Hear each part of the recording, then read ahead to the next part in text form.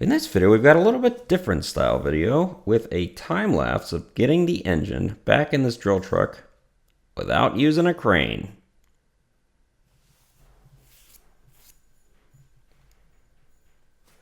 So hi guys, Josh with the Update channel, and this is the drill truck that the 3406B that I was working on last week that had the number 2 damaged cylinder liner and piston in it, which I'll show you a video here real quick.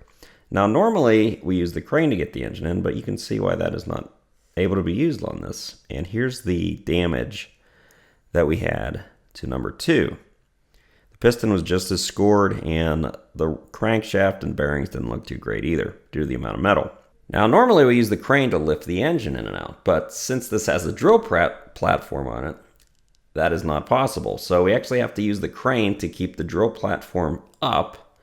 And since the drill platform is on an angle, it makes it really hard to put any sort of cribbing or anything in it. So basically we have to hold the platform while using a forklift to get the engine in and out.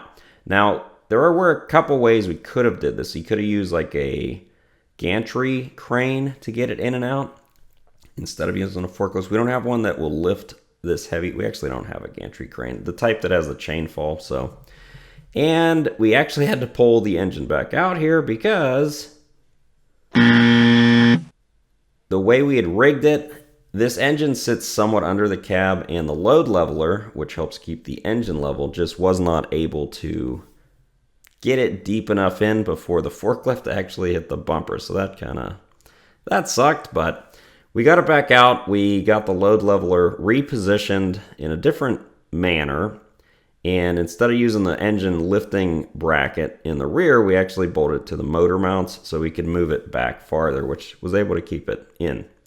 So that went pretty good the second time. And the other problem we had was the front and driver's side rear motor mounts would not go in. The driver's side, which doesn't make sense, was the holes were too far forward, but in the front, the holes were too far back, which I could understand if both sides were too far forward or both sides were too far back, but neither were that way. So pretty weird. The passenger side, though, didn't seem to have any problems. Got those bolts in right away.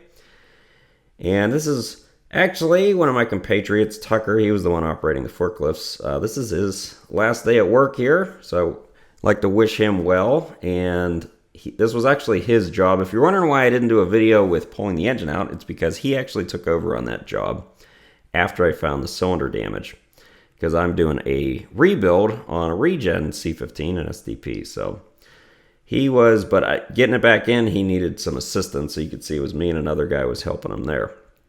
Now, after the engine was in, we had to get the platform back down. Now, it wasn't just a matter of setting the platform back down. It actually has hydraulic cylinders in the back that had to have the pins pulled out on them, and then getting the pins back in was quite the alignment problem.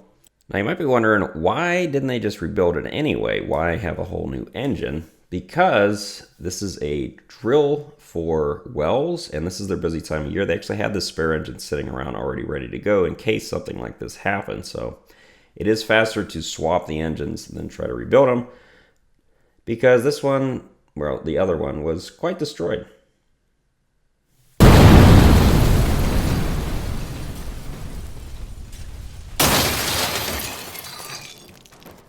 This week's Destruction Week, we actually have 2 different ones, and the first one comes from Ian, and he works for a bus depot in Texas, and he found this kingpin in one of the buses.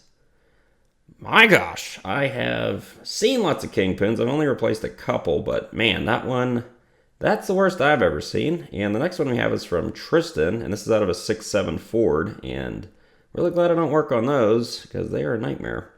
But look at it's quite a bit of indentation here into the piston and the valve area. I wonder if maybe injector blew apart or something. Thanks for the pictures, guys. So this is just kind of tidying up here. And if you don't like this style video, I understand it's not my normal kind of full length one, but it was a very short week for us here at work, and this was a project that we were working on together, so it was hard to get footage of me working on it by myself. So this is what you got. I still find it kind of interesting. It's not going to be the normal style video on the channel, but what we're doing here is just buttoning up all the last things. We had to still add the radiator. He was getting the transmission back in here. Obviously the platform's been lowered back down. We have just little odds and ends like the wiring harnesses. And this is a B model, so it's not an electronic engine, so there's not that many wiring harness, but just little things like the alternator hookups, tightening the motor mounts, even though their bolts were in place, they weren't tight. And it kind of gives you an idea. This was pretty much most of the day of what we were doing here.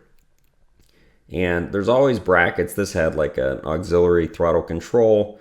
We have the fan. We have just tons of little stuff that has to be put on for the radiator support, all sorts of stuff. But I thought you guys might enjoy watching kind of what we do over pretty much the course of an entire day. And this was a pretty interesting project. Never had to pull an engine out on purpose with a forklift before, unless it was in a coach or something. So found this to be pretty interesting. Hope you guys enjoyed, and thanks for watching.